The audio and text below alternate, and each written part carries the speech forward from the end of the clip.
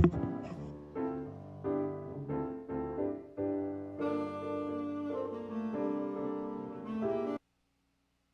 morning, everyone. Thank you for coming to our public workshop today. We're here to talk about the state wetland dredger fill draft implementation guidance document. Before we start, I wanted to recognize John Bishop, our Chief Deputy Director, and let him start us off with a few words.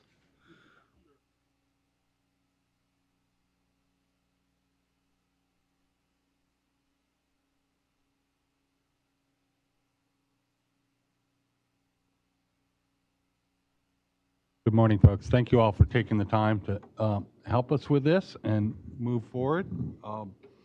Just want to make a couple of opening remarks to kick this off. The first is that, as I'm sure you might remember, the board asked us at the adoption last April to develop general guidance on the procedures and specific guidance on how to look at climate change impacts on restoration projects.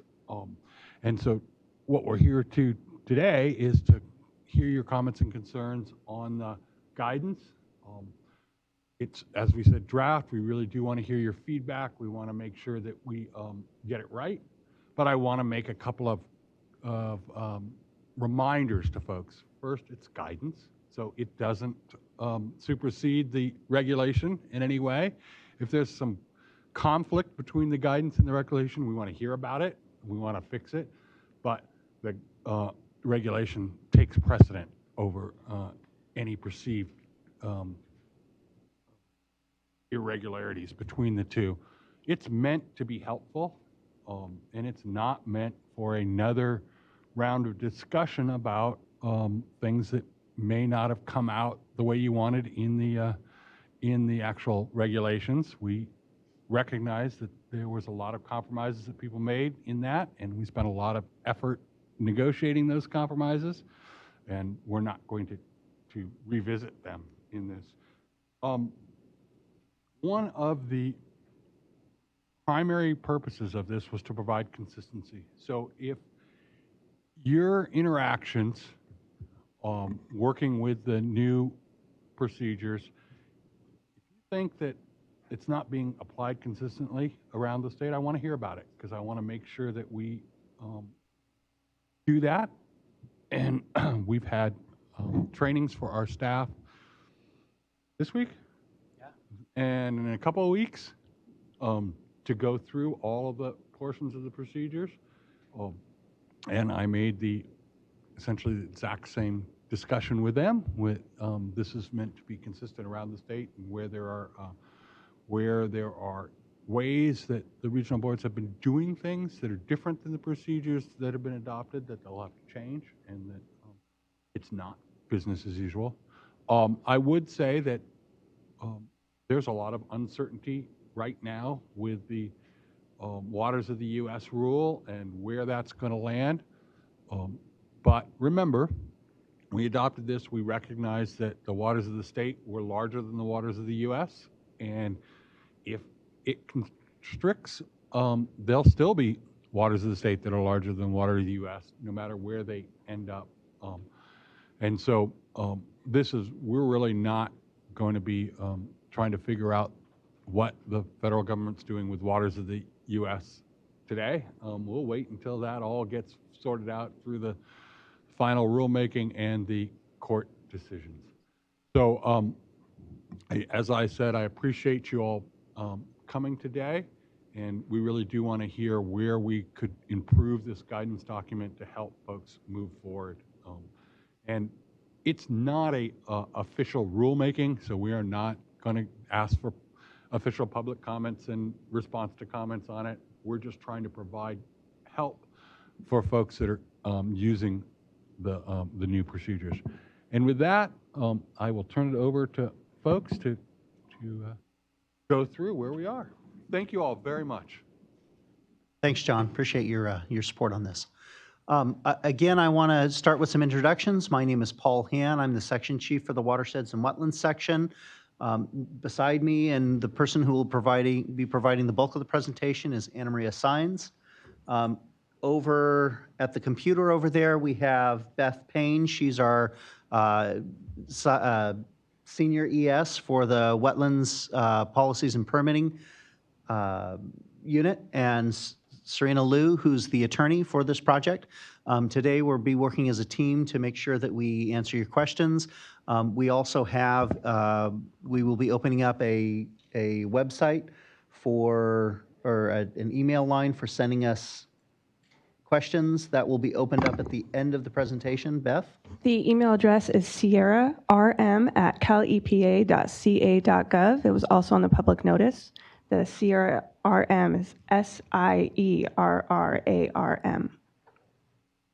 Great, thanks. So today we're going to provide you with an overview of what we're doing and why. We're going to provide a general time frame for development of the implementation guidance. We'll talk about how we plan to finalize the implementation guidance, and we'll present some of the topics that are in that guidance with some opportunities for discussion about that. And lastly, we'll provide a review of next steps. I do want to emphasize that we're very interested in your comments. I also want to manage expectations a little bit. We're here to answer questions and provide clarification and collect comments. We want to make sure that we help you prepare for providing comments by the end of the comment period, which is March 13th. Again, that's March 13th. I do want to say that we're not, our primary purpose here is not necessarily to respond to those questions or comments. Of course, if we can answer a question, we will. We're very interested in comments that help us highlight where additional guidance may be needed. But understand that in some cases, it's going to require a little bit of thoughtful review on our part. And so you'll probably hear us say something to the effect of, wow, that's a really good question. Let us get back to you on it. The intention there isn't to sidestep you. It's just that we need to be thoughtful. I also want to mention that the work product that's going to come out of this is going to be a revision to the guidance document. We aren't intending to prepare or issue a separate response to comments document, such as what we might do if this were a policy effort. Lastly, John mentioned the uncertainty regarding the federal rule changes. We are tracking the federal rule changes closely, but they're not the subject to today's talk and aren't discussed in the guidance. Yes, there's a potential for impact there, but remember when we designed the procedures, we knew that there were things happening at the federal level, and we designed the procedures to work regardless of where the feds landed. At this point, we're not anticipating any need for amendments to the guidance or the procedures. I anticipate one or more of you will ask that question. Of course, we'll see how things roll out at the federal level, and if we need to revisit that, we will. So with that, I'm going to hand off to Anna Maria for the rest of the presentation. Great, thank you. Just as a reminder, the State Water Board adopted the procedures on April 2nd, 2019. We gave ourselves some time to develop implementation guidance and materials for staff to train them on the procedures, and they will become effective on May 28th, 2020.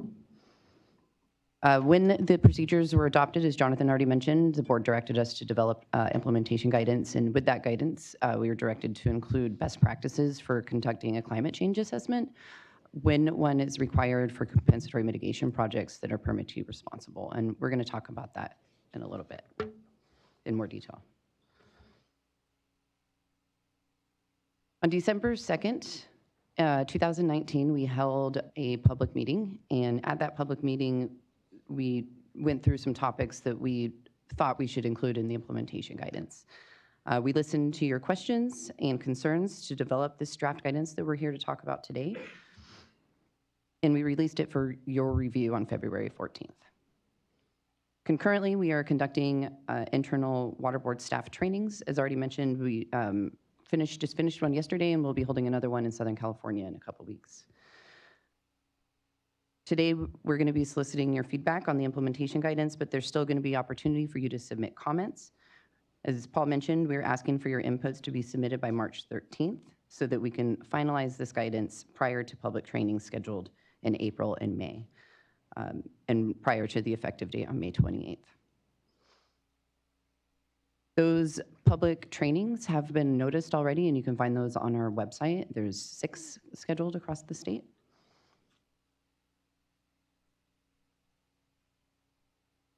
And then I just want to reiterate, we are proposing to formally respond to comments that we hear today, but your comments should be reflected in any revisions that were made to the draft implementation guidance. The guidance itself is available on our webpage, and we did send it out on a public notice on the 14th, as I already mentioned. We have printed out some copies today. There are on the back table if there are any left. If there aren't, then please share with your neighbor if you need to reference those. And then also we have sign-in sheets in the back of the room. So before you leave, if you could sign in just so we can, keep a tally of who we're speaking to today, we'd appreciate it.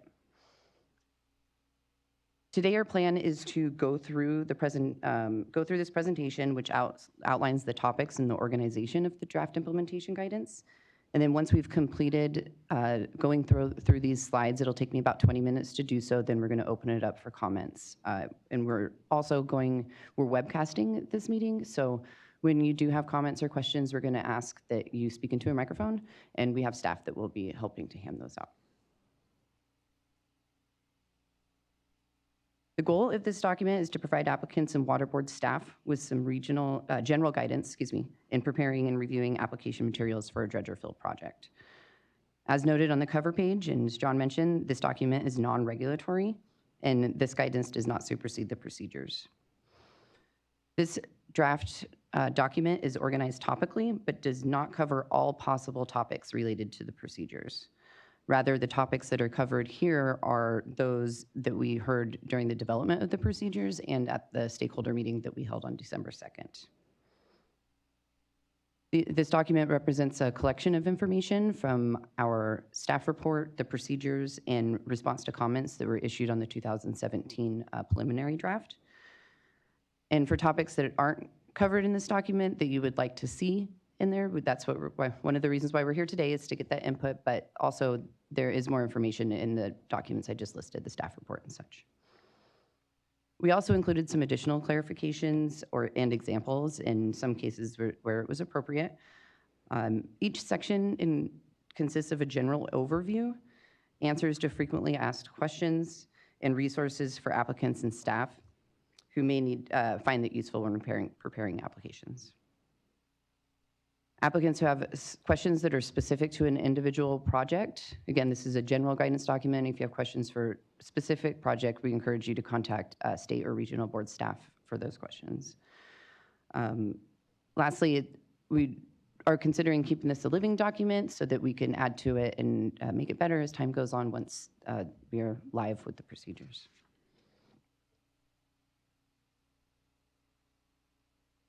So I'm going to go ahead and jump into the first topic, but just want to note that because of the way the procedures were organized, there are requirements about a specific topic that are in various locations within the procedures. The implementation guidance is organized such that the reader can find the information on one topic in one location. In addition, each section provides a table that references where that information can be found within the procedures. In section 1, we provide a general overview of the Water Board's wetland definition, the delineation procedures, and the wetland jurisdictional framework.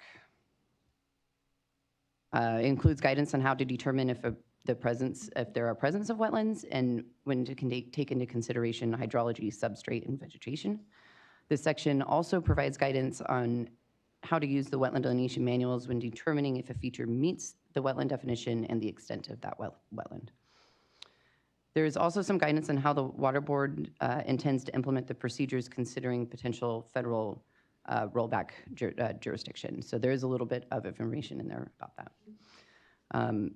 There's more information about the jurisdictional framework, specifically regarding artificial wetlands that resulted from historic human activity and modification of waters of the state. Finally, the guidance answers 3 questions that we have most frequently heard from stakeholders, and that includes: how will staff verify a delineation report? How do I define or delineate non-wetland waters of the state? And what types of artificial wetlands would be included for the exemption that's outlined in the jurisdictional framework? In section 2, we provide guidance on pre-application consultations. Specifically, we reiterate that the procedures encourage applicants to consult with the Water Boards early in the application process especially for complex and potentially contentious projects. The guidance includes lists of items that can be discussed during a pre-application consultation in order to facilitate substantive and productive consultations. Some of those topics include verification of waters that are in the project area, mutual understanding of potential impacts, compensatory mitigation proposals, and there's some other things listed in there. This section also provides guidance on how staff will process applications when, and when to require items that are needed on a case-by-case basis.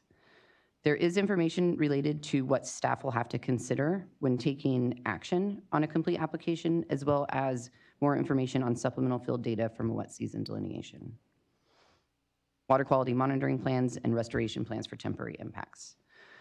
Finally, in this section, we answer 3 questions that we have heard most frequently. Those include how to avoid iterative submittals during the application process. What does a typical water quality monitoring plan include? And once the application is deemed complete, can the permitting authority or the water boards require additional information?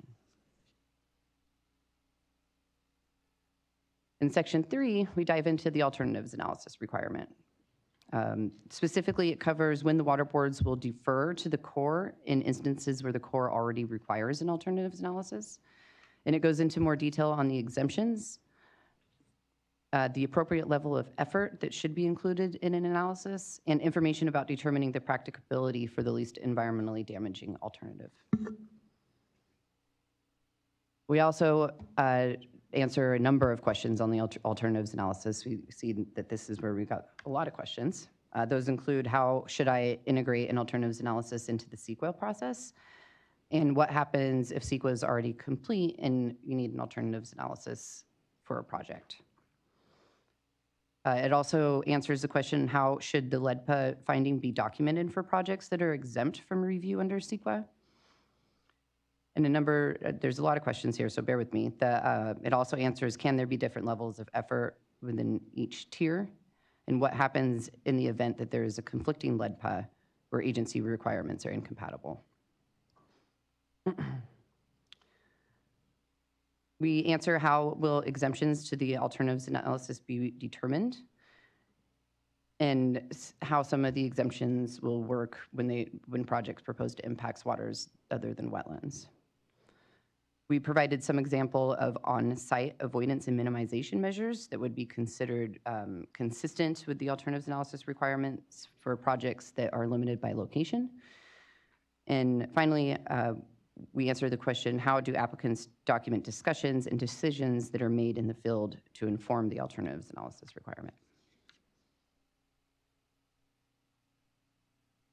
Section 4 is about compensatory mitigation. Here we have consolidated information about requirements related to compensatory mitigation and considerations water board staff will need to take when reviewing draft compensatory mitigation plans. This includes information about the watershed approach, watershed profile, watershed plans, the project evaluation area, and mitigation banks and in lieu fee programs. Finally, we answer 4 questions that we hear most often about compensatory mitigation, which include, how do I assess mitigation projects that would convert one type of an aquatic resource to another type of aquatic resource, a type conversion? When am I required to submit a watershed profile? Can multiple applicants use the same watershed profile on a regional basis? And are applicants required to use CRAM? Please note for this slide, the sequencing of the sections in this presentation, I skipped a number because we're going to go over that next. But this is a list of other frequently asked questions that we've heard that didn't quite fit neatly into the other categories we've discussed so far. But we were answering questions, can a single discharger with multiple facilities at different locations apply in one application? What is the difference between an individual and a general order? Is there a process for confirming that projects are excluded from the procedures? Is there a process for appealing regional board decisions? And information on how the applicants can request an extension for time periods that are outlined in an order. And then finally, how emergency is defined for one of our exclusions.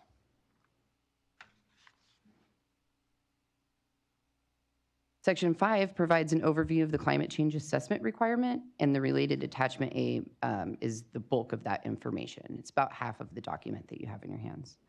Attachment A is the climate change assessment framework for aquatic resource compensatory mitigation plans. As a reminder, the procedures state that as part of a compensatory mitigation plan, an assessment of reasonable foreseeable impacts to the compensatory mitigation associated with climate change and any measures to avoid and minimize those impacts may be required on a case-by-case basis. But also a reminder that this requirement is limited to permittee responsible compensatory mitigation. The climate change assessment framework for aquatic resource compensatory mitigation plans includes 4 major sections or steps. The first is the need to identify reasonable foreseeable climate change impacts by considering regionally based climate factors and the overall impact risk level to the mitigation. Next, applicants may use an optional assessment to inform their mitigation plan in light of climate change impacts. This section includes references and resources for identifying management strategies based on the type of impact and the location of the aquatic resource. The framework lists resources and references, which includes climate change assessment methodologies that may be more appropriate for certain types of mitigation. We developed this framework in collaboration with a stakeholder and technical advisory group, which,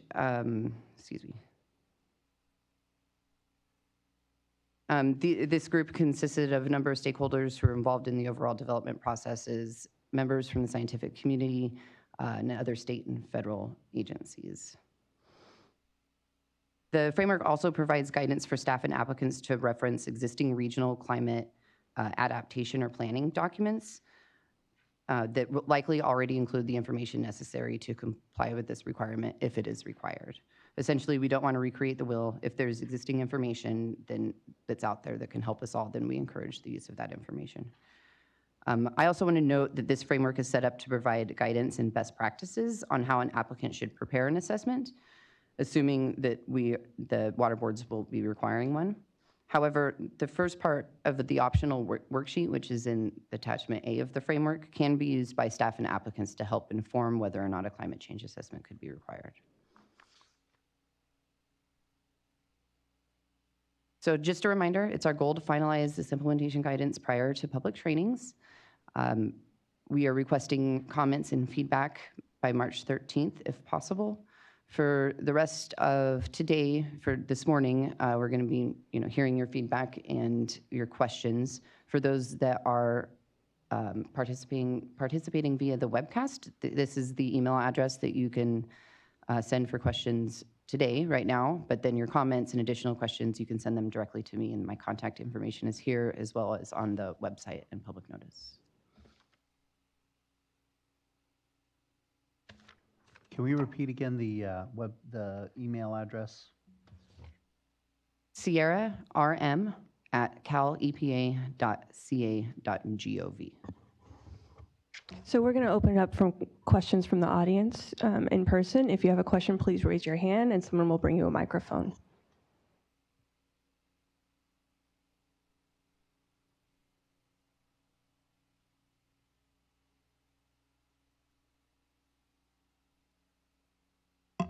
And if no one has questions, then we can end early today. No. I'm sure people have questions. Let's start with section 1. Again, hold on. Yeah. Cliff, go ahead. Cliff Moriyama here on behalf of the California Building Industry Association. One section of the procedures that we did not see acknowledged or identified in the guidance document was any kind of conversation as it relates to the grandfather clause. Obviously, we're concerned about how those applications that are currently in the pipeline are going to be treated or acknowledged or finalized, even if they do spill over after the effective date. And so if this is a living document, we would highly encourage the board to consider at least some acknowledgement of those projects that are those applications that are currently in the process and how regional boards should treat them based off of the current set of rules, not the future procedures. and then to make sure that the resources are still available for the regional boards and other staff to be able to process those applications and not lose, what guidance or what the thresholds were supposed to be post-effective date. And in addition to that, there's a discussion in that same portion of the procedures that talks about extensions. And I think from a statewide consistency standpoint, it would be optimal to hear how the board staff views the process that regional boards should use for extensions. So that's another issue that we didn't see a discussion of in the guidance document, but believe that they should be at least acknowledged and provide some level of guidance as you move forward. And then the final comment is one thing that we're concerned about is for those projects, for those applications that are currently in the pipeline that will not be finished or have a determination made prior to the effective date, what actions will the regional boards take with those? Will they consider issuing letters of denial without prejudice and require applications to then be resubmitted under the new procedures? And if so, if that does happen, what recourse do the project applicants have?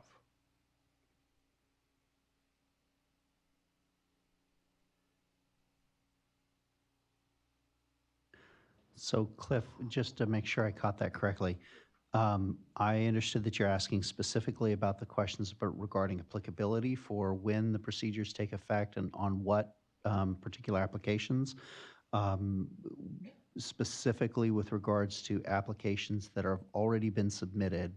And I think your questions were, at what point do the new procedures get applied to applications, and what happens if an application is denied, and I assume you mean denied without prejudice there.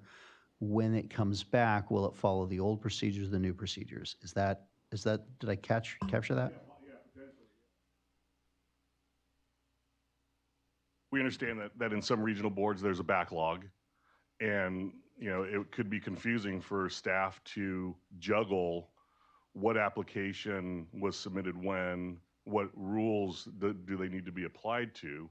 So one easy way out is to just issue letters of denial without prejudice and force everyone under the new regime.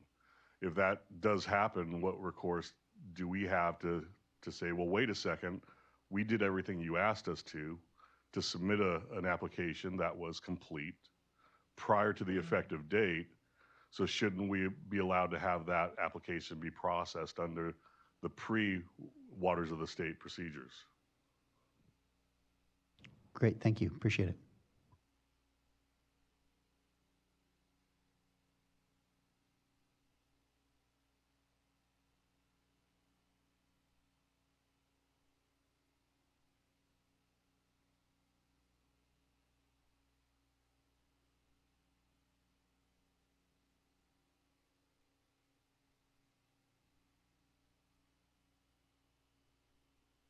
Hi, James Stewart with Bargus Environmental. Some good data in here, thank you. The reasonably foreseeable impact phrase is it's clearly somewhat nebulous. As we grind through that determination, do you foresee the process as being iterative with water board staff during that process? Or do we prepare? I missed the last part of your question there. Will that process, in terms of determining the reasonably foreseeable impact, will that process be iterative with water board staff, between the water board staff and the applicant in terms of that determination? Because there's some good information here in terms of different soil types and watersheds and all that, but I'm just, or do we prepare a plan and it's just kind of a black box? So he's referring to the climate change assessment framework, and the framework does allow for an iterative process to work with water board staff on the development of that, like submitting it and then reviewing it and working with each other. But it's also intended to be able to be used independently if you feel that you can use the framework to answer the questions. I could just see the process being rather glacial if there isn't some interaction between staff and the applicants, consultants. Okay, so then we could consider including in the framework some guidance on working with each other on developing? Correct. Okay. Correct. Thank you.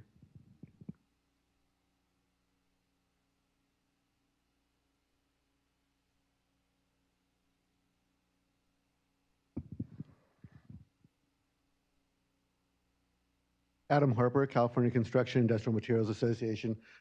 We also had looked at the reasonably foreseeable, and one of the things we had hoped to get from the guidelines was more clarity on certain issues. And on reasonably foreseeable, we still don't see it, I guess is the best way to put it. And, you know, we know in different processes, habitat success is measured 5, 10, 15 years. We would really like to see some kind of time horizon so we don't get put into projects that are trying to look out theoretical model years on impacts, and we're really hoping that the water board could give some guidance on that time frame. You know, is it 15 years that you're supposed to look down the road? What is it? Generally speaking, what is a reasonably foreseeable time frame? Because you go down a lot of rabbit holes otherwise. So we'll just say that, you know, one of the goals of this was that consistency between boards, so getting that clarity is very helpful. Kind of in a discordant note, at certain times, and I'm going to look at it, reference Appendix A here, our membership looked at that and they were kind of, one, it doesn't have an example, so it was, they weren't sure they were using it probably, but as they tried to theoretically use it, they weren't sure it was getting to the right place all of the time, and they weren't necessarily sure it was a good tool. So at this time, we'd suggest that Appendix A not be included. The worksheet, a little bit of concern, it just becomes this mandatory document, and we're not sure the results are there to justify it. So.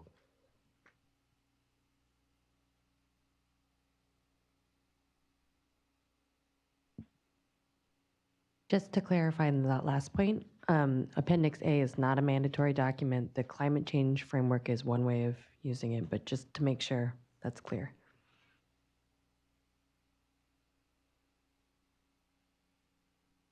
Oh, Appendix A of the climate change framework, which is a worksheet that you can use to help conceptualize the concepts of the framework.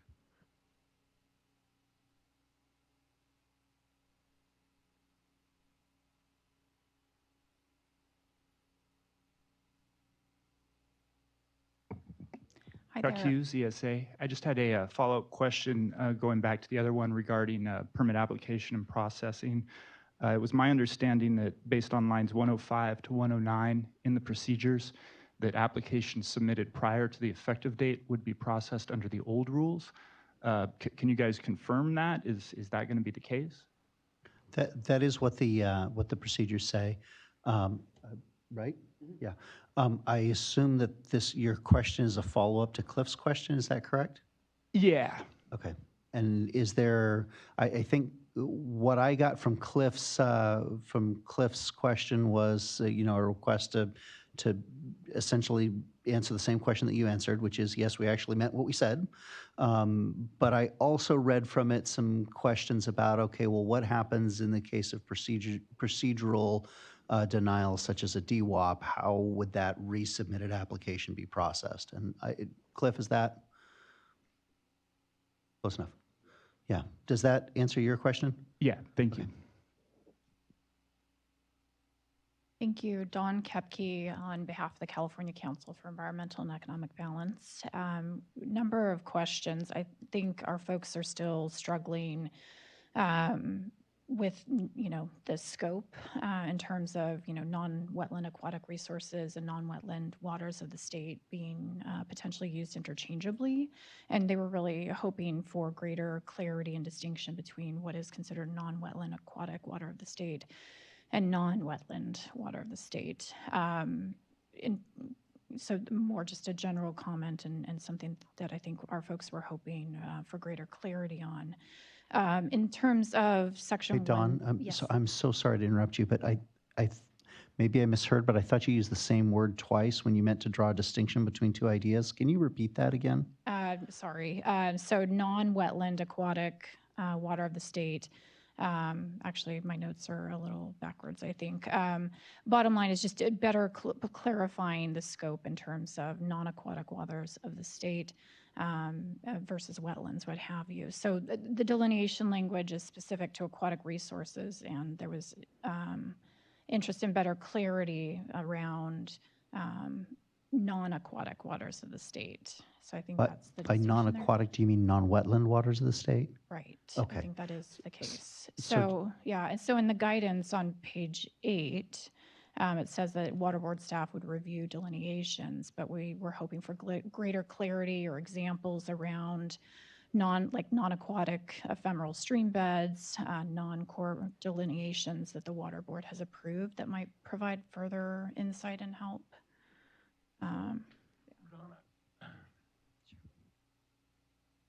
There you are.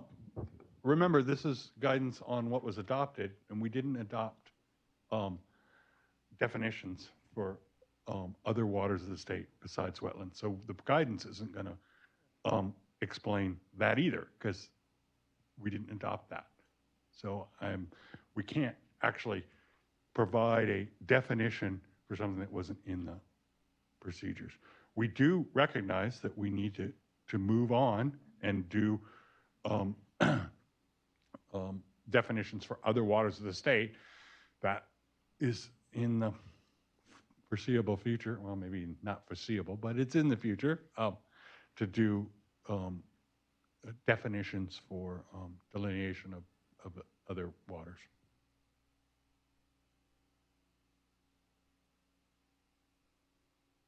Did you have more questions, Dawn, or comments?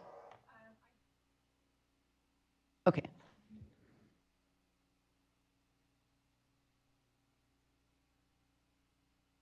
Hi, John Lane with Tykert Materials. And I totally respect what you were saying, John, and I do appreciate all the work that everyone's done on this. And I'm really looking to, and I think most of our is looking for the guidance as being the bridge between the rule, the regional boards, and the project proponents to help us understand and to get to where we need to go. So I feel like we are, in many cases, the guidance still needs to go a little bit further to help us in that fact. And I think many people would agree on both sides of the table or all sides of the table. So for example, I'll give you a couple examples. There is in the climate change assessment, Adam had mentioned reasonably foreseeable. I think if we asked this room to get in a roundtable and talk about what reasonably foreseeable would be, it would be an all-day exercise. And so if we don't take that opportunity to talk about what reasonably foreseeable is, we won't really know whether or not to even prepare a climate change assessment, and ultimately what will that climate change assessment need to factor in. So I think that I want to reiterate what Adam said, which is I think timelines are super important, because that helps put the bookends of what to help us all when we're at the table understand what kind of timelines we're talking about, reasonably foreseeable. But we also use the terms high level of risk. That also is probably really open to interpretation. And if we don't take the opportunity to talk about it now, then that means we're going to talk about it every single application. There's not going to be the consistency that we're trying to shoot for. So I would really recommend at least talking a little bit about what high level of risk is. And then another term in the climate change assessment talks about long-term viability. And I think, again, similar to the others, I think if we don't talk a little bit about long-term viability in the guidelines, it's really just going to drag on at the table when we're trying to come to the solutions of the mitigation that's being proposed. So that would be an example I have of where the guidelines probably could really use a little bit more. I also wanted to just talk a little bit about I appreciate it both in the rule and in this guideline, we talk about a lot about the importance of pre-application consultation. And I agree, and I think most of the people in this room recognize with this rule and with the federal rule that pre-application consultation is going to be very important. But what I want to point out is that right now the guidelines really put it on the project proponents. Like, you need to come to the table, you need to bring your draft mitigation plan, you need to bring your verifications, you need to bring all this stuff.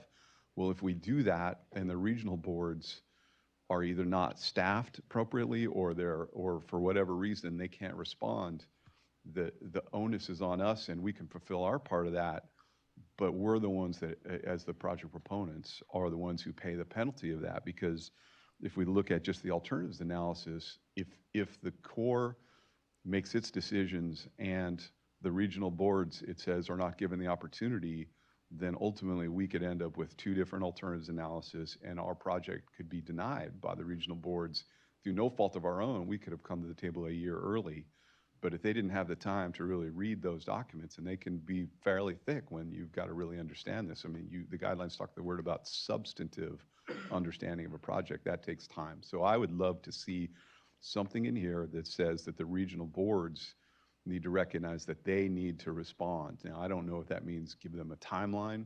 This is not a legally binding document, so that doesn't necessarily mean that if they don't respond, that it's automatically approved, but we do need something, I think, to the regional boards to say this is important for you to participate at the same level that these guidelines are saying we as the project proponents need to come to the table.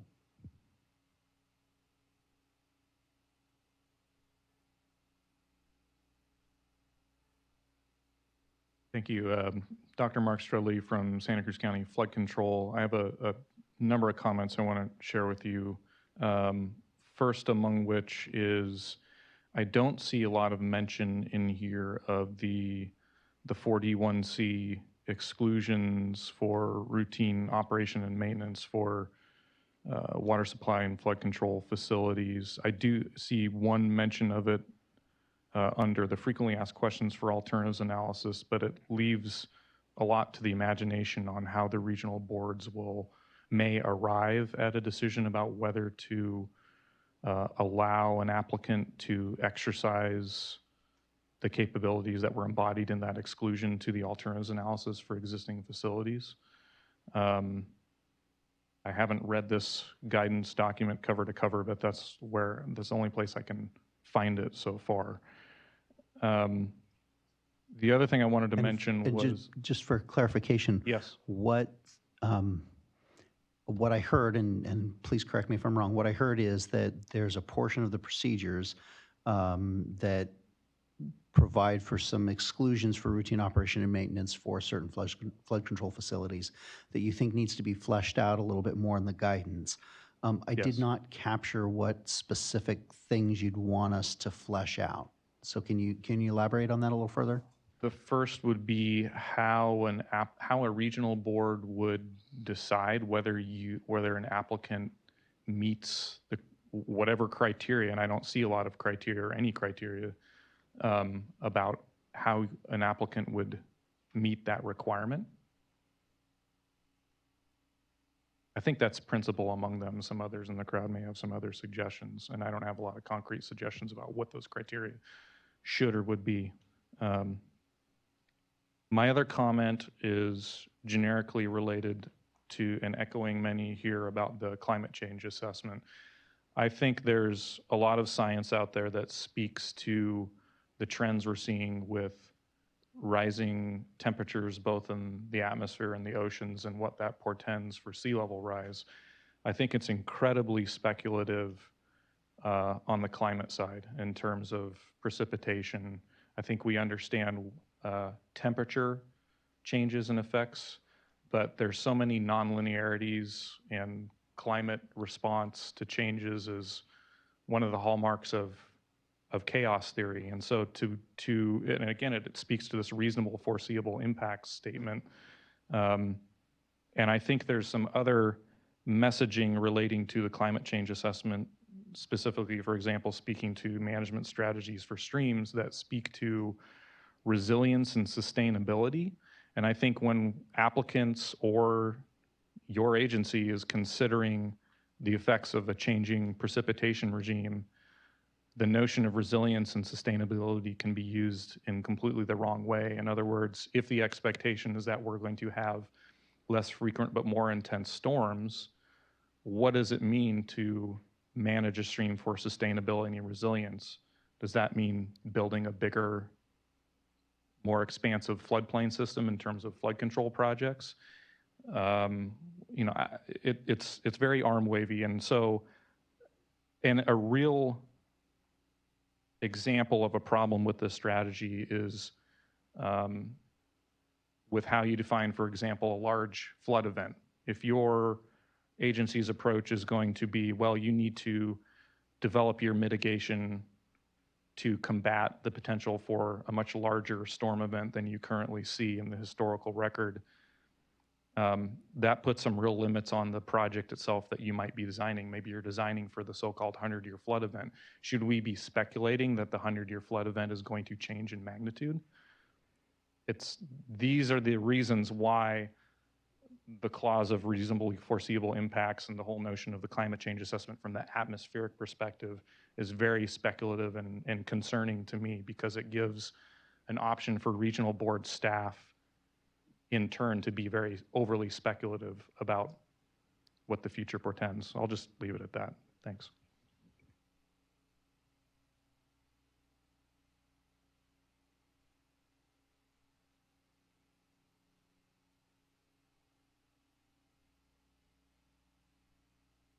Hi, Alex Francisco from Arcadis. This is a follow-up on the question regarding the non-wetland waters and wetland waters. I understand that you can't necessarily provide a guidance in here that defines non-wetland waters because it's not in the procedures. But I do think there is still a question from many of our clients regarding what features that typically were non-wetland waters previously. So say sandy or muddy bottom ditches that are unvegetated, or edges of larger stream systems that are unvegetated, but say inside the ordinary high water mark, but don't typically have water during the low flow periods. What is going to be the dividing line between a non-wetland water and a wetland water? Because it becomes very important when you impact some of those systems on whether or not you have to do an alternatives analysis if it's a wetland or not. So if something like a unvegetated muddy bottom ditch becomes a wetland, whereas typically would have been considered a non-wetland water, that actually becomes a critical point for understanding where those delineations and boundaries occur. Thank you.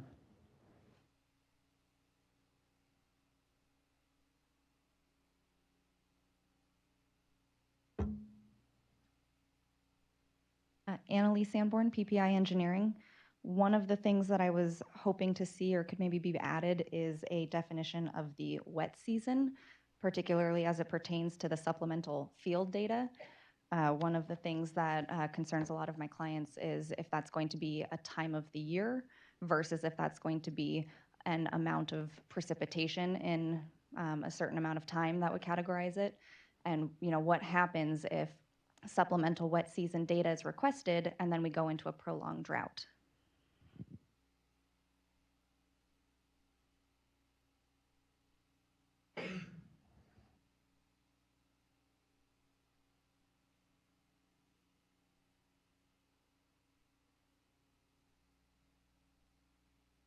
Hi, Dawn Kepke with SEEB again. With regard to artificial wetlands that resulted from historic human activity, our folks were looking for a bit more clarity on kind of the scope and definition of that.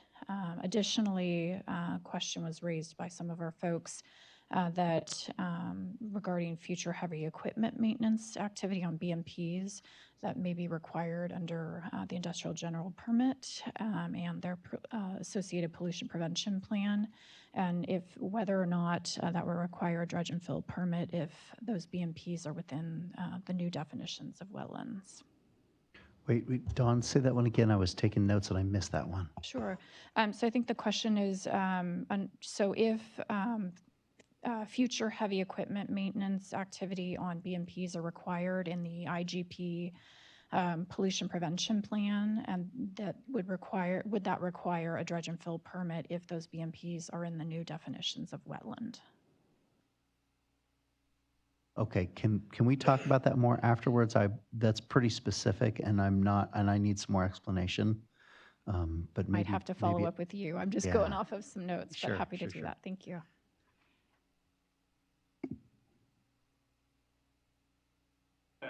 I'll just jump in because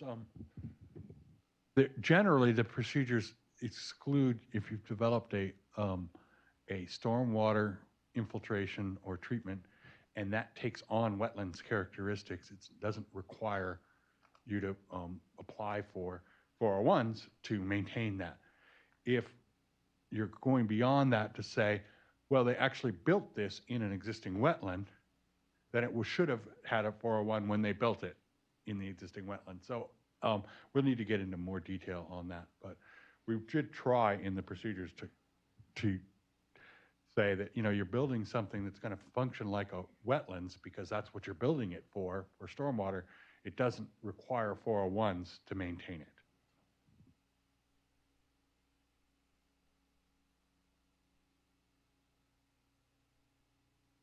I am Kate Wheatley. I'm with Taylor and Wiley.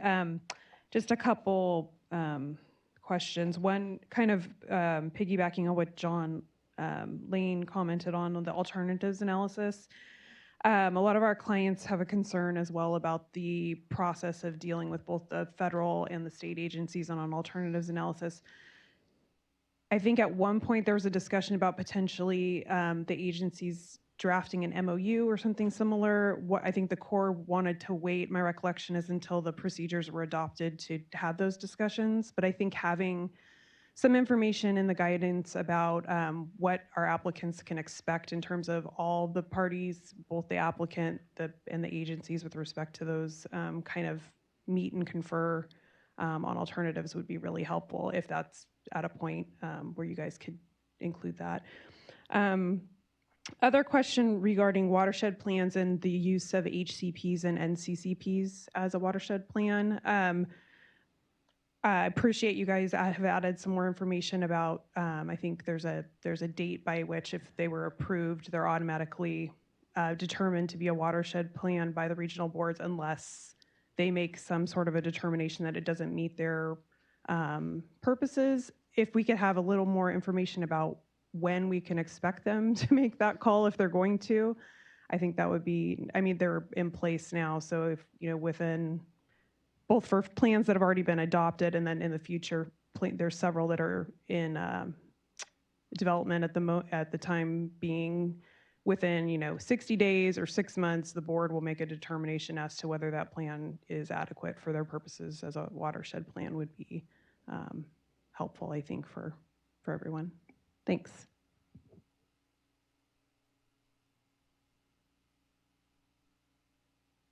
Can I ask some clarifications on that last one? What I heard was where an applicant would like to use an existing watershed plan to meet their obligations under certain portions of the procedures. What is the timeline that the board will make that decision on? What I think, if I'm correctly understanding the procedures and the guidelines, there's kind of two things at play. If a plan's already been adopted, which, you know, like South Sac is an example, and HCP, it says we're deeming that adequate as a watershed plan for applications unless, I think it says, unless the regional board makes a specific determination that it doesn't, it's not adequate for their purposes. I don't think I have it open to that page, but something. I'm going to look to there's one thing that your question is premised on that I'm going to look to my team to verify, but your question seems to be premised on the board taking an independent action to determine whether these plans would, in general, on a general basis, serve for permittees. Yeah. And that's not what we contemplated. I'm looking to my team. I actually did have it open to the language. It says, December 31st, 2020, if a plan's approved by then, it will be used by the permitting authority as a watershed plan for those aquatic resources unless the permitting agent's authority determines in writing that the HCP or NCCP does not substantially meet the definition of a watershed plan for such aquatic resources. Yeah, again, that would be done, and I'm looking to my team to correct me if I'm mistaken, but the intention there is that would be determined on a permit by permit basis. So if you come in and say, hey, I've got this particular activity that we want to use this pre-existing plan, it should be approved.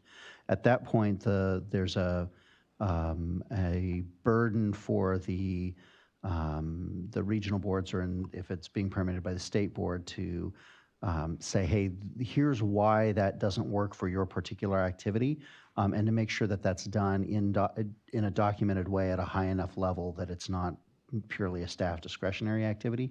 But nevertheless, the intention was not that we would do that across the board and we would evaluate all these watershed plans independent of an application. All of this would be done through an application, and the application timelines would be the governing timelines. Can I jump in? The procedures don't specify whether the regional boards would approve on, hey, this NCP or this particular plan works for all projects, or if it only does it on a project-specific basis. So a regional board could do either. So if there is a plan that they know is going to work for all projects, they can go ahead and take that action. If there's a plan they know might have problems for a particular type of project, or they just have some issues with the plan generally, they could also take an action project specifically. So it is not specified in the procedures, but so either option is available. Yeah, but I want to be clear, we were not creating an affirmative requirement for the regional boards to review and assess all of these plans to determine whether or not it could be used for, in general, for applications. That was not the intention of that language. So at any rate, though, I think that this is a good point to include in our implementation guidance so that not just, people participating here have this information. We can make that clearer, definitely. Thanks.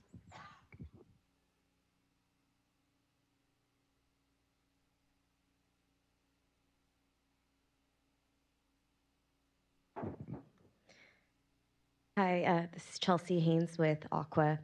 Just want to thank you and staff for the work that you've done so far on the guidance and holding this workshop for soliciting additional feedback. I'm going to hand it over to Mary Lynn Coffey to provide additional input on our behalf.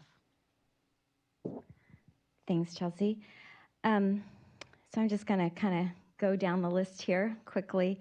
We want to echo some of the things that have already been talked about. Cliff Moriyama and the concern about grandfathering and a time frame for determining, particularly those denials without prejudice, how that affects the grandfathering, since denial without prejudice is procedural and the applications have been submitted prior to the effective date. With respect to a number of comments on extensions, exemptions for constructed wetlands particularly, and application of exclusions from the procedures, particularly for D1C, we recognize that there is some information in the guidelines, but would really encourage additional guidance to be provided, and particularly the kind of documentation that needs to be submitted. Are we talking about a technical report or just a letter? Because we're seeing kind of a default right now on the ground to requiring a full-blown application, and I think the intent was streamlining for these particular categories. And the application focuses more on the activity and the impacts instead of whether the exemption or exclusion is actually established. So guidance on that type of documentation and the focus of the documentation being specific to establishing the exclusion or exemption would be very useful. In addition, a time frame.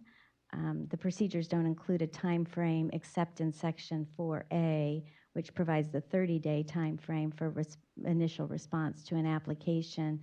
So specifying a time frame for an initial response to these exemptions, exclusions, and extensions would be very useful as well, even if it's just a time frame to say we need more information, which is what's in 4A right now for a full-blown application. So I think that's providing some more true implementation detail would be really useful in those things. We would also support the comments from Tyker on pre-application consultation and at least an encouragement, but actually, an actual obligation to engage in pre-application consultations on behalf of the regional boards. And I think there's a particular confusion that's created by FAQ F1 on page 23, and it seems to say it may not be helpful or appropriate to engage in pre-app consultation during CEQA process, which creates a real risk of the need for supplemental CEQA documentation. I don't think that's the intent, so I think it would be good if we could clarify that responsibility. Marilyn, can you elaborate on that one a little bit more? I'm not quite following your concern there. On that FAQ, it discusses the fact that CEQA and alternatives analysis is different than a LEDPA alternatives analysis, and that's absolutely true. But it also seems to indicate that pre-application consultation may not be appropriate or sufficient for purposes over the CEQA document for purposes of the ultimate alternatives analysis, and I don't think that's what's intended. I think you would like to see folks and regional boards engaging during the CEQA process. So I'm wishing we had the same kind of line numbering that we did in the procedures. Can you tell me what portions of the procedure, the guidance that you're looking Paul, at? I think she's talking about the second paragraph. Note that it's not always advantageous to integrate the alternatives analysis into the CEQA process. Is that right? Exactly right. Yeah. And so I'm still, are you guys catching the issue? If so, we'll move on.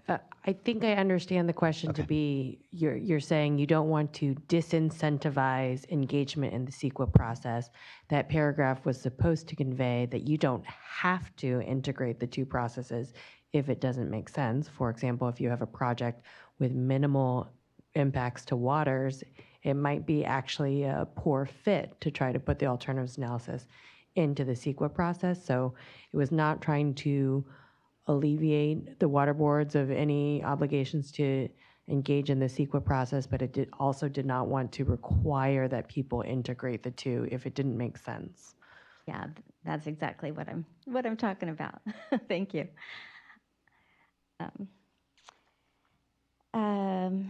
Let's see. There is an issue, and it relates to something that Don raised, and it goes a little bit broader with respect to non-wetland waters of the state. And again, as clarified, we understand non-wetland waters of the state have not been defined yet. But there is there's still a great deal of confusion out there about what non-wetland waters might be. So identification of a default for delineating those waters would be really useful. We understood through the procedures, responses to comments, and discussion in our stakeholder meetings that non-wetland waters of the state were generally anticipated to be defined pursuant to the 1987 Wetland Delineation Manuals and the Arid West Supplement and the guidance that's actually set forth in the guidance procedures with the links, et cetera. So I think that part's useful, but I also think there's some language on which page is it? See, it looks like section 1E2 on page 12 that may confuse things, and that we're finding on the ground create some confusion actually in application of fees for 401 certifications. So what we see there is that there's a reference that there can be really any federal or state agency guidance used to delineate non-wetland waters of the state, and that gives an opening to use Fish and Game Code Section 1600 guidance, which is completely different statutorily in terms of jurisdiction than non-wetland waters might be under Porter Cologne or for 401 cert purposes under the Federal Clean Water Act. So I think it would be very useful if we had default guidance that was the 1987 Delineation Manual for non-wetland waters of the state, and where we're finding that this is creating confusion in terms of fees is that some boards are charging fees based on your new wetlands of the state definition and non-wetland waters as defined under the Federal Clean Water Act, but some are using the CDFW jurisdictional delineation to charge application fees, which, relate to Mary Lynn, the is area. this top of bank versus ordinary high water mark? Is that the issue that you're talking about there? It's sort of, yeah, it's ordinary high water mark or edge of drip line or, yeah. Sure. And So I want to be really clear. The board declined to go out into non-wetland waters. We will not be able to put in the guidance the type of guidance that you're asking for, because that would effectively define non-wetland waters. And can you tell them how to charge fees? Because we're getting different fee assessments This all is an over. issue. This is an issue that comes up with the fee program, and it is something that we discuss actively within the roundtable. We do have an alternative venue for you to go to, which is every year we adopt our fee regulations. That would be a more appropriate thing to take up through that process. But that's definitely something. We are aware of the issue. We are aware that that potentially impacts fees. It's not appropriate for today's discussion. It wouldn't be part of the guidance, but that is something that could be discussed within the context of the fee regulations. Okay. And then the last thing that I'd like to, again, chime in on, and Adam and John both raised this, is the climate change analysis. And from a big picture perspective, the concern that we have is that the need for definition, not only unreasonably foreseeable, but the anticipation that we could incorporate, as the guidance suggests we should, a variety of avoidance, minimization, mitigation measures to make sure that mitigation is actually effective, notwithstanding climate change.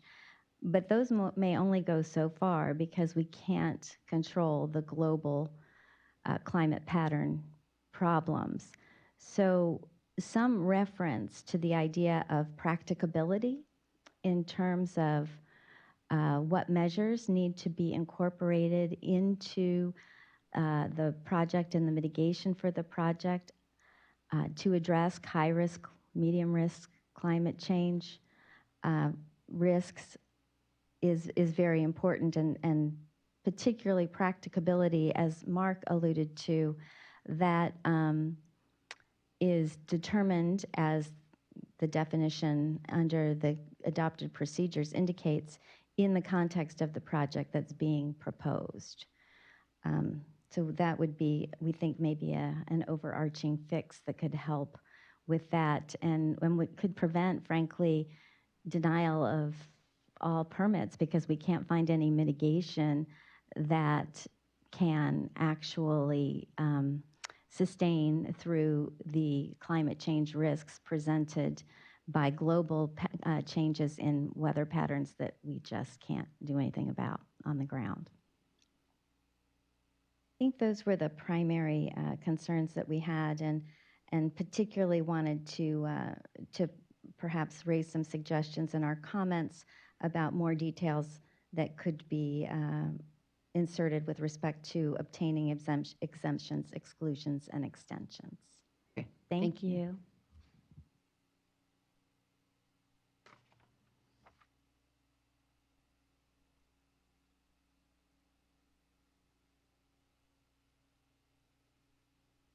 Hey, Paul, Cliff Moriyama, once again. Sorry I stepped out, so this may have been covered, but I just wanted to reinforce the comments made by John Lane with Tykert about the engagement with the regional boards.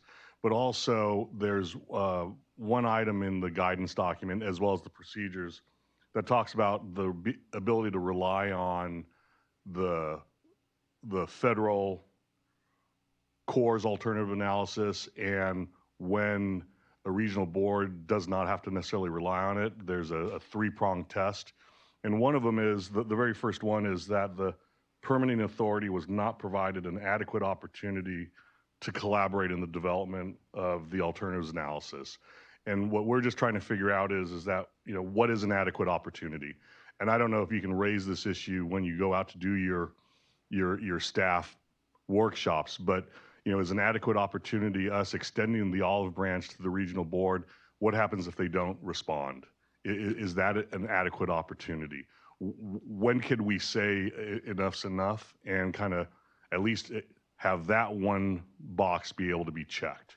So I think that's a question that we're trying to figure out as well. Great, thanks. That makes a lot of sense.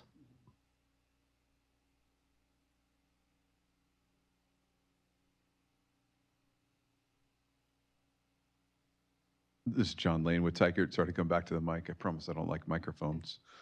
I will. Well, you were there too? I just wanted to reemphasize, because I had caught that same thing too today on that Mary Lynn had mentioned about the avoidance and minimization. So I'm looking at page 57 on the climate change assessment, which essentially says, hey, once you're in and now you have to do a climate change assessment, it says the next step is to identify how avoidance and minimization measures will be incorporated. That's a soft preference automatically that you have to avoid and minimize, whereas the reality is that the climate change assessment should be informing the global analysis, and you've already, in theory, you're incorporating the concepts of avoidance and minimization.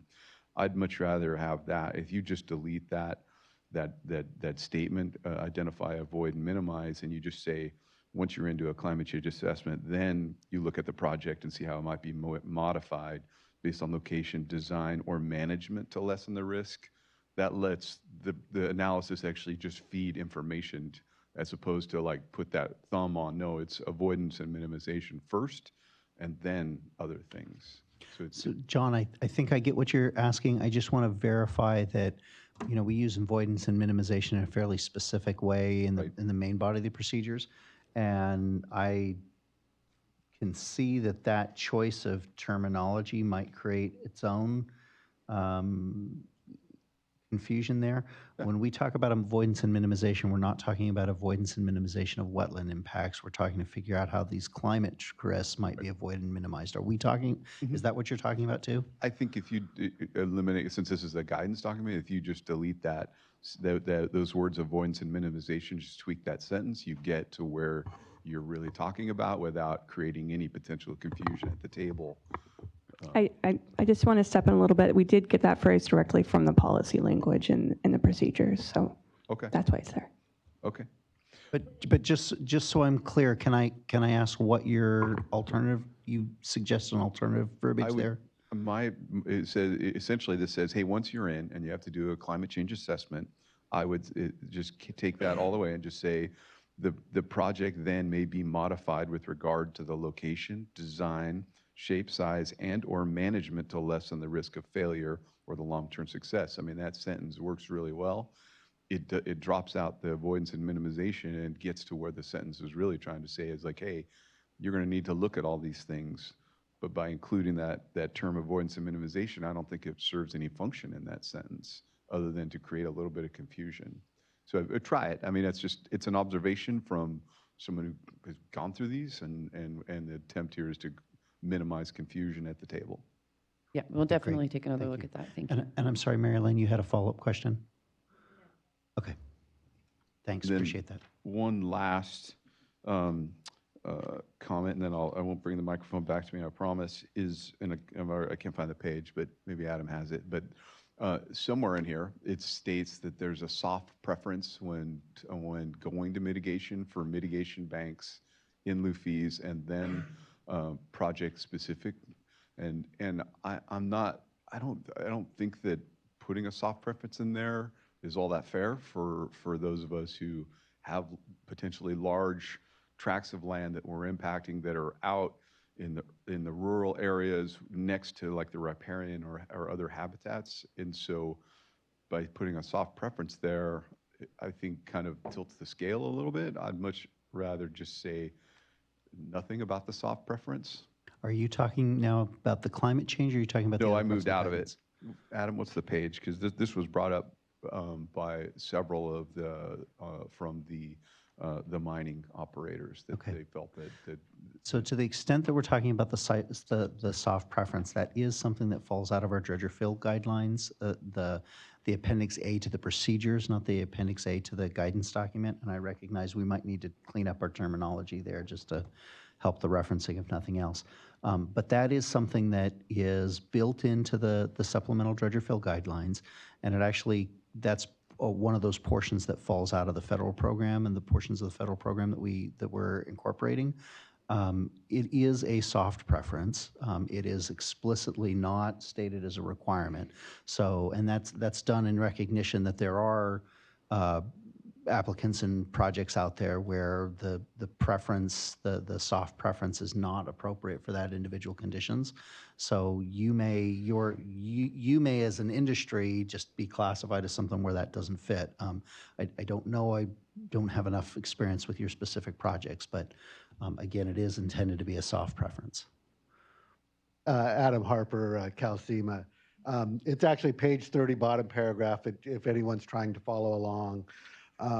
We've actually developed some language. It doesn't remove the soft preference language, but that could insert into that paragraph that would add further clarification. I'll read it and I'll give you a copy.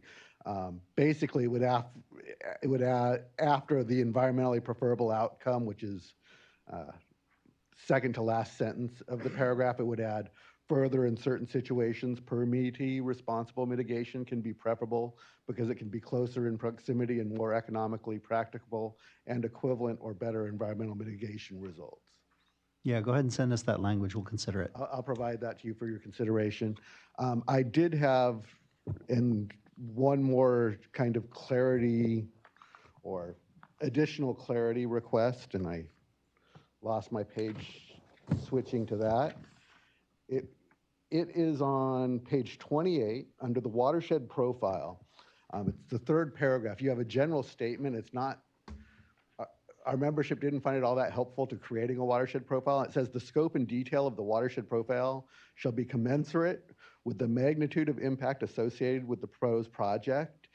And the general comment is it would be helpful to have an idea what you mean by what magnitude of impact is, say, low, medium, or high, and what level of detail that results in is, should guidance perhaps to the regional boards in terms of what that watershed profile should look like, and then also guidance for everyone putting one together so they have an idea of what to create in advance, because that general sentence, everyone's going to interpret it to their valuations, and some consistency of valuation of what the boards should consider. We realize it's not a mandate, would be helpful in that area.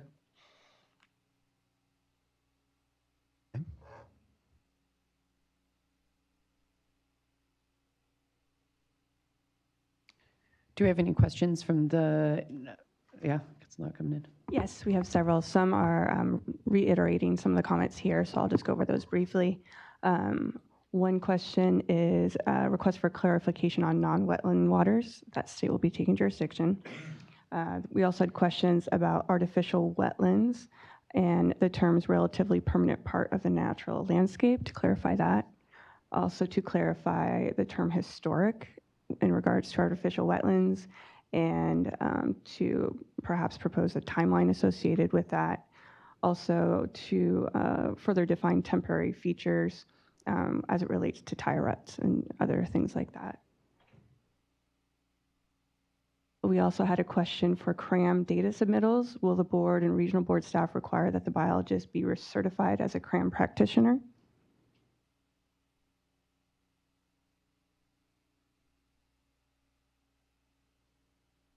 We also had questions related to coordination with the Army Corps of Engineers for collaboration on alternatives analysis, and questions related to that process, whether or not we'd be setting up a process or not. And then also to define what a regional HCP would be considered. Also a question on what would constitute a complete application, and would it apply to applications submitted prior to May 28th, 2020? So procedures applicability date. And then what is the extent to which the board intends to coordinate required mitigation with other agencies imposing mitigation requirements on an applicant?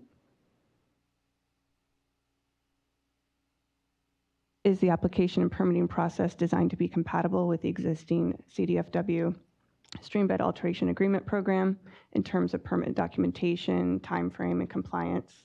And then will staff coordinate with CDFW staff to develop compatible conditions and compensation requirements? Another question about whether the regional water boards will define or delineate non-wetland waters of the state. And then a question, if one or more of the regional boards do not consider the ordinary high water mark as the outer limit of non-wetland waters of the state and the basis for calculating the surface area of dredge and fill impacts, can they provide some guidance on how they want non-wetland delineations delineated in their regions, or will they be able to answer the question when they call them or after they go to the site and survey it themselves? Project specific. We had a question about whether John Bishop could expand on the board's future plans to further define waters of the state beyond what was done in the wetlands policy. In particular, what would be the timing, and would this be done in a policy? Yeah, let me address that one because I know that's of interest to everyone. When the board adopted the resolution that provided staff direction to consider the definition for wetlands, the wetland definition was actually only one phase of a three-phase project. The other two phases were to develop water quality objectives for wetland features. The third phase was to consider a definition for riparian areas. When we look at, with the benefit of hindsight, when we look at that, the third phase would probably be the non-wetland waters definition that everybody's talking about. We recognize that that's something that we need to do. We have not started any initial activities on it at this point. I don't anticipate starting it within the next year, but I do anticipate that that will be of interest to our management for us to get going in the next couple of years. First, we got to make sure that we get the dredge or fill procedures fully implemented and identify any issues that will need to be addressed through that. So. And for the other questions that are coming in online, we're definitely going to be, cataloging those for those watching on the webcast, and then going through those in more detail when we're making revisions to the draft guidance. I just have one last one, and it's regarding to deferral to the Corps' alternatives analysis and how that would be documented if they weren't provided adequate time for collaboration. Microphone over here, please.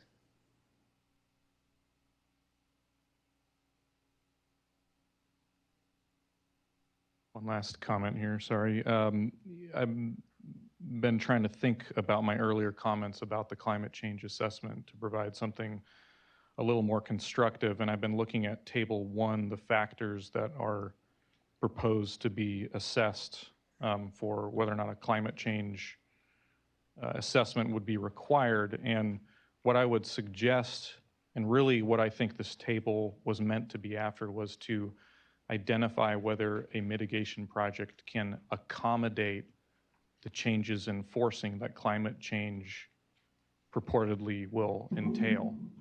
And so aspects like position in watershed number 3, that does not speak to the extent to which a mitigation project can accommodate the effects of climate change. Soil type doesn't either, because that's a condition that's endemic to the site or the general locale. It's not something, maybe something that is out of your control. In other words, if the idea here is to combat the effects of potential drought and to encourage percolation, because this speaks to permeability, if you're trying to conduct a mitigation project, say on a floodplain, floodplains are characteristically not very permeable by their nature. So it's not appropriate to have some of these site characteristics play into the scoring of whether or not a climate change assessment would be needed related to your mitigation project. I would also suggest that in addition to thinking about how the mitigation project would accommodate the effects of climate change forcings, there should be some limits to those forcings, and this speaks to what I brought up earlier about so-called 100-year flood. I don't think we should be trying to develop a mitigation project that combats the effects of the potential for more frequent, very, very large events, because the manner in which you combat against that is, I think, not in keeping with what the state board is interested in, which is hardening and other things like that that would combat against those large events. So there should be some limits, some quantitative limits placed on what level of forcings you are seeking applicants to consider when developing their mitigation and therefore their climate change assessments. So maybe that, I don't know what those limits should be, but maybe you should cut it off at the 10-year recurrence interval storm, that your mitigation design should combat up to a certain level, and beyond that, all bets are off. Yeah, so I'll leave it at that. Thank you.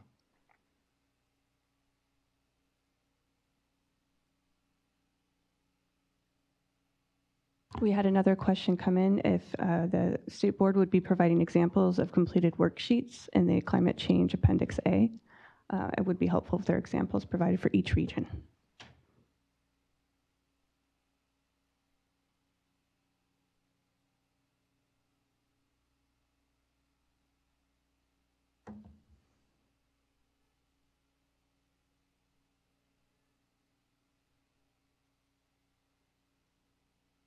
Chelsea with Aqua.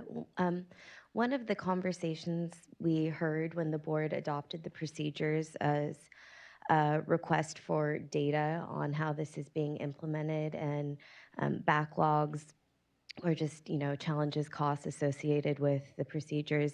Is there any consideration as to what sort of information State Water Board's going to be looking at from the regional boards, whether it's in this guidance or outside of that?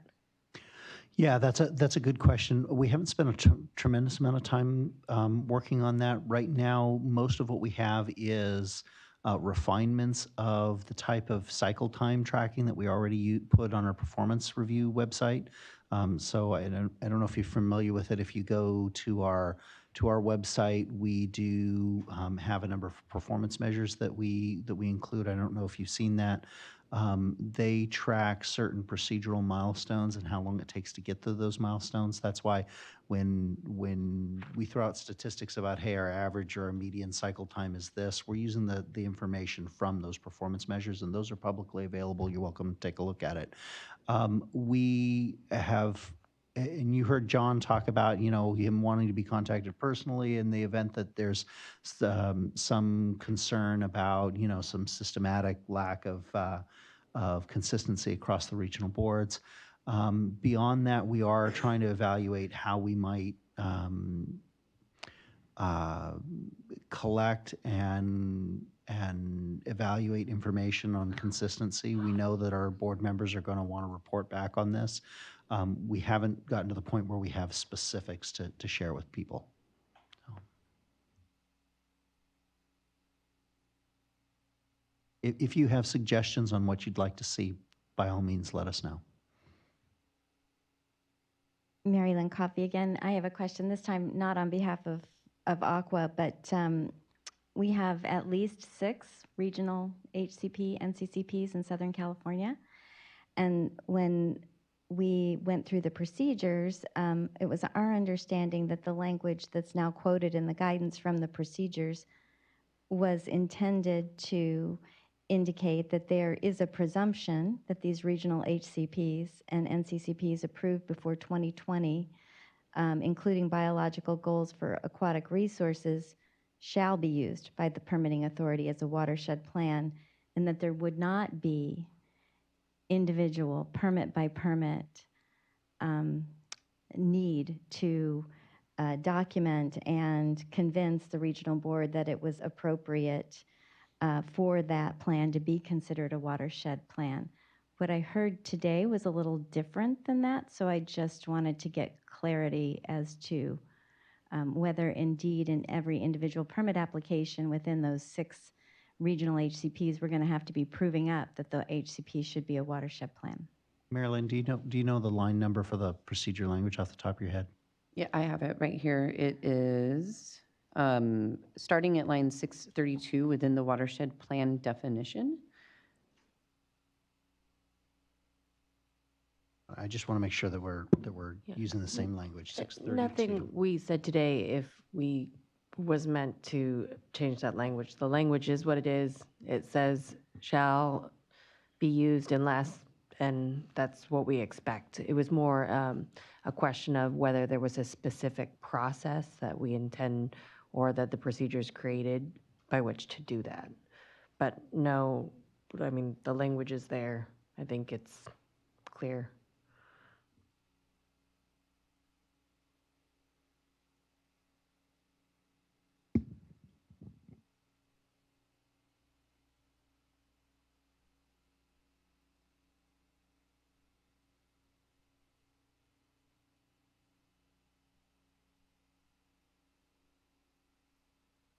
So I've been keeping score here on just the parts of the parts of the guidelines that we've received questions on.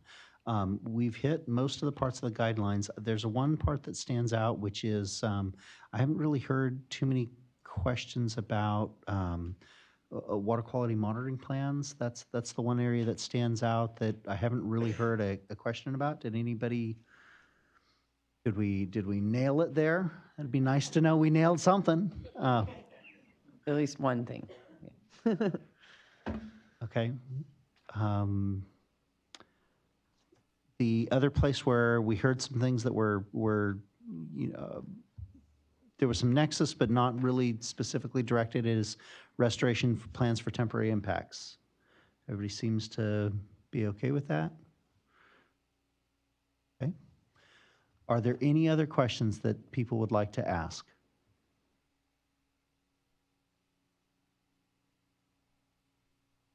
Okay, well then I want to say thank you for your time. This has been incredibly helpful for us. Again, just to let you know, the work product that will come out of this will be a revision to the guidelines or the guidance document. Do we have a date for that? We don't really have a date for it because we didn't know what we were going to get, right? So the comment deadline for you guys is March 13th. Then we'll need to do some revisions. We will make sure that we have revised guidance out prior to the effective date. Most likely, we'll have that guidance finished before we go into public training. But beyond that, I can't give you specific dates. I do appreciate your time. We'll make sure to hang around a little bit longer if you have questions about procedure-related items other than the guidance document. Thank you so much. Appreciate your time.